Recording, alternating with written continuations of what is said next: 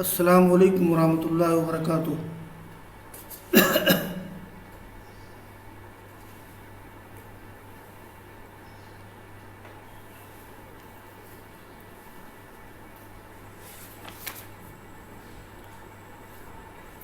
عزیز طلبہ، علوم القرآن میں جو بحث شروع ہوئی تھی اس کا عنوان ہے کیفیت وحی الملک الی الرسول۔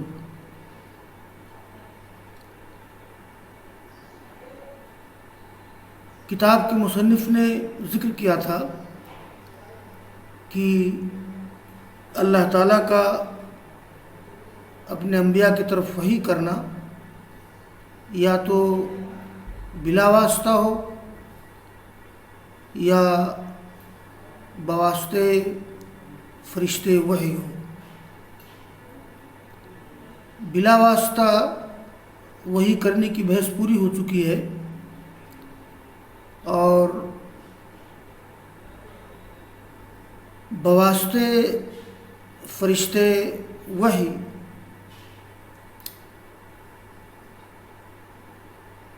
اللہ تعالیٰ کی وحی کرنے کی بحث چل رہی ہے۔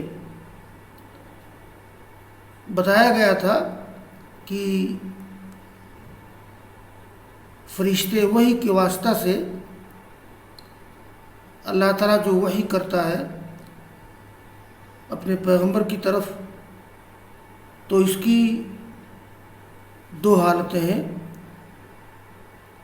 پہلی حالت کہ رسول اللہ صلی اللہ علیہ وسلم پر گھنٹی بجنے کی طرح فرشتہ آئے، جو فرشتہ کے پروں کی آواز ہوتی ہے یا فرشتہ ہی کی آواز ہوتی ہے، اور پھر وہ فرشتہ آپ کے پاس اللہ تعالیٰ کی وحی لاتا ہے۔ یہ حالت رسول اللہ صلی اللہ علیہ وسلم کے لیے بڑی ہی مشکل اور شدید ہوتی تھی۔ اور دوسری حالت یہ ذکر کی گئی تھی کہ فرشتہ رسول اللہ صلی اللہ علیہ وسلم کے پاس انسانی شکل میں آئے اور آپ پر وحی کرے، اور رسول اللہ صلی اللہ علیہ وسلم اس پیغمبر سے، اس پیغمبر وحی سے، اس فرشتے وحی سے وحی کو سنیں اور محفوظ کر لیں۔ یہ حالت آپ کے لیے کسی حد تک آسان ہوتی تھی، زیادہ مشکل نہیں ہوتی تھی، اس لیے کہ اس حالت میں فرشتہ بھی انسانی شکل میں ہوتا ہے اور پیغمبر بھی انسان ہوتا ہے، انسان انسان سے مانوس ہوتا ہے۔ اس انسیت کی وجہ سے یہ حالت آپ کے لیے آسان ہوتی تھی۔ ان دونوں حالتوں کا ذکر کرتے ہوئے مصنف کہتے ہیں وَكِلْتَا الْحَالَتَيْنِ مَذْكُورٌ فِيمَا رُوِيَ عَنْ عَائِشَةَ أُمِّ الْمُؤْمِنِينَ رضی اللہ عنہا ان الحارث بن ہشام رضی اللہ عنہ سأل رسول اللہ صلی اللہ علیہ وسلم فقال یا رسول اللہ کیف یأتیک الوحی؟ فقال رسول اللہ صلی اللہ علیہ وسلم احیانا یأتینی مثل سلسلة الجرس وهو اشد علی فیفصم عنی وقد وعیت عنہ ما قال واحیانا یتمثل لی الملک رجلا فیکلمنی فاعی ما یقول۔ انہی دو حالتیں، یہ دونوں حالتیں اس حدیث میں مذکور ہیں جو عائشہ ام المومنین رضی اللہ تعالیٰ عنہ سے روایت ہے کہ حارث بن ہشام رضی اللہ تعالیٰ عنہ نے پوچھا رسول اللہ صلی اللہ علیہ وسلم سے کہ آپ کے پاس وہی کیسے آتی ہے؟ سوال کیا انہوں نے اللہ کے رسول، کیف یاتیک الوحی؟ تو آپ نے فرمایا کہ کبھی کبھی فرشتہ میرے پاس آتا ہے گھنٹی کے بجنے کی طرح، اور یہ میرے لیے بہت مشکل ہوتا ہے۔ فیسمعنی، اور پھر وہ سلسلہ منقطع کر دیا جاتا ہے، اور میں محفوظ کر چکا ہوتا ہوں جو بات فرشتے نے کہی ہے۔ اور کبھی کبھی فرشتہ میرے لیے انسانی شکل اپنا لیتا ہے اور وہ مجھ سے گفتگو کرتا ہے، تو میں محفوظ کر لیتا ہوں جو وہ کہتا ہے۔ تو اس حدیث میں ان دونوں حالتوں کا ذکر ہے، یعنی اللہ تعالیٰ کا اپنے پیغمبر کی طرف فرشتے وحی کے ذریعے سے وحی کرنا، اس کی دو حالتیں جو اس سے پہلے سبق میں ذکر کی گئی تھیں، اور ابھی میں نے ان دو حالتوں کا ذکر کیا ہے۔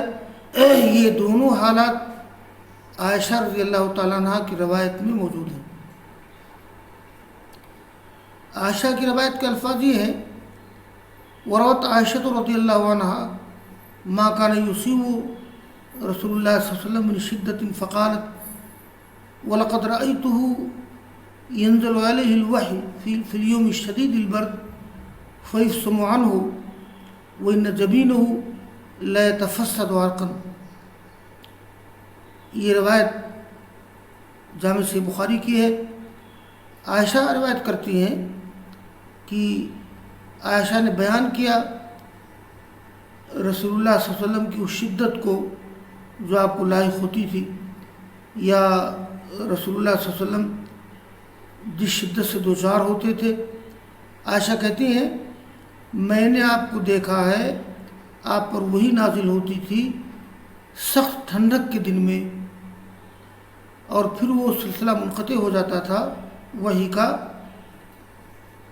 اور آپ کی پیشانی پسینے سے شرابور ہو جاتی تھی، آپ کی پیشانی سے پسینہ ٹپکتا تھا۔ تو رسول اللہ صلی اللہ علیہ وسلم پر نزول وحی کی جو کیفیت بہت دشوار ہوتی تھی، عائشہ کہتی ہیں کہ میں نے دیکھا کہ آپ پر وہی نازل ہوتی تھی،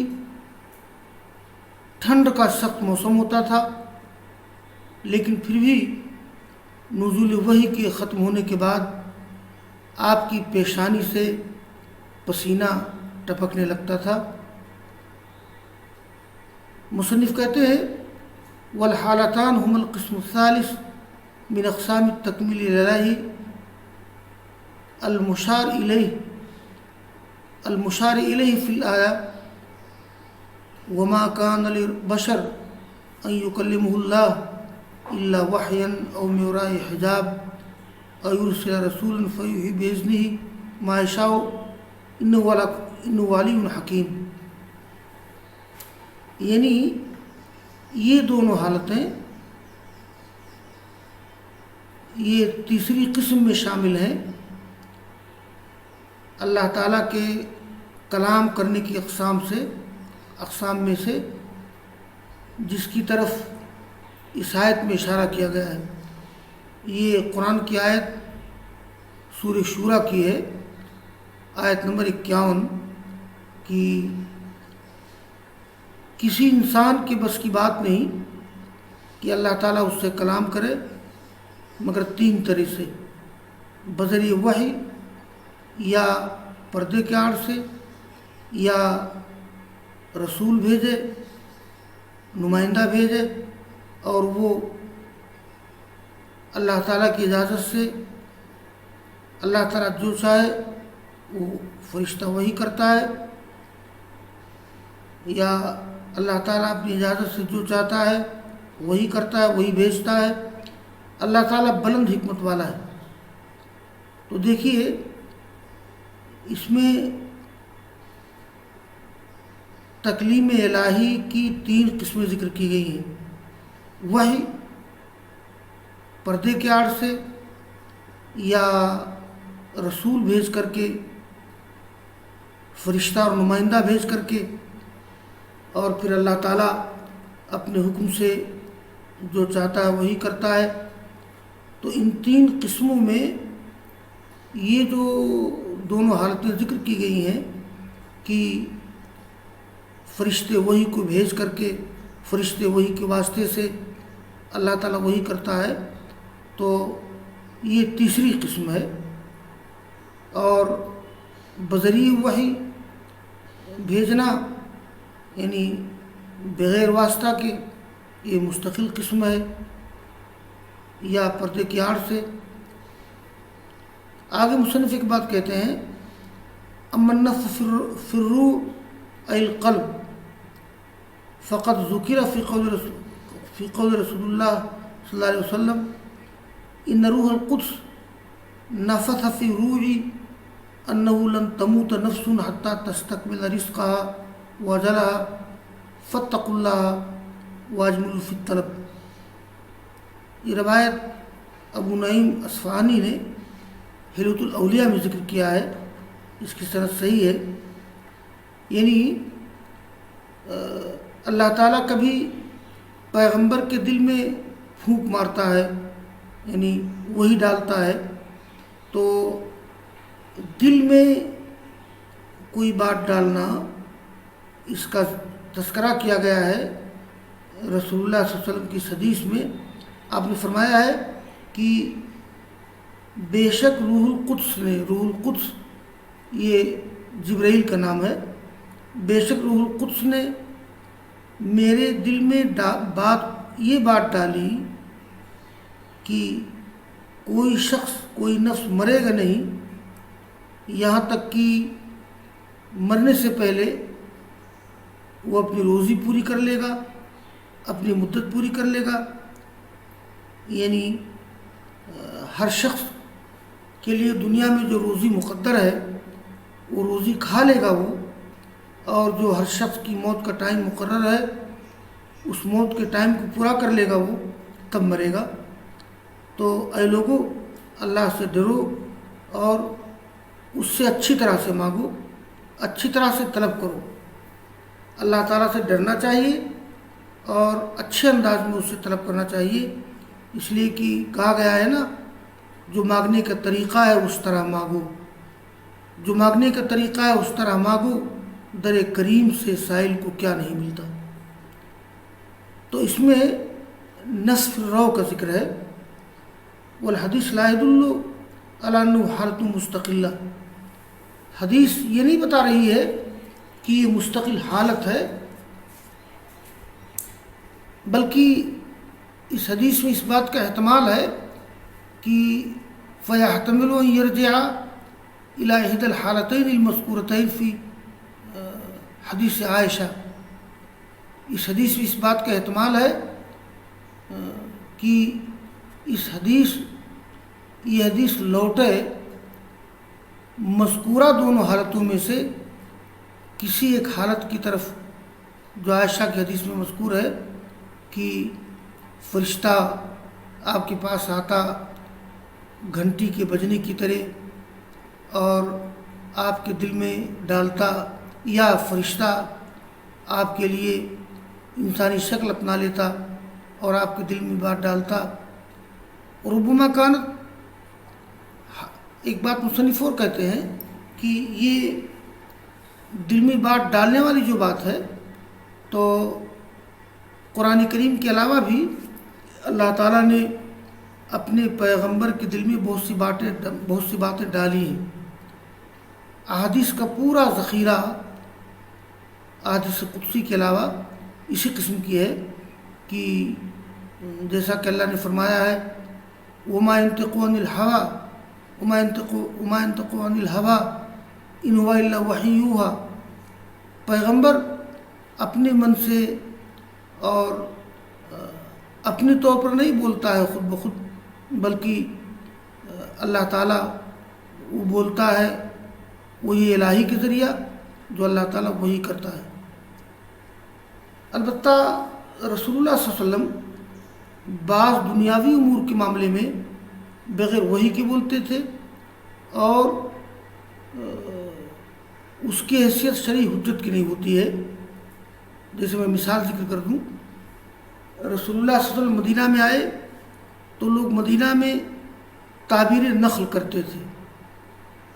یہ کھجوروں میں افزائش اور پیدائش بڑھانے کا ایک طریقہ تھا. یعنی ایک زراعتی تکنیک تھی ان لوگوں کی کہ وہ تعبیر نخل کرتے تھے.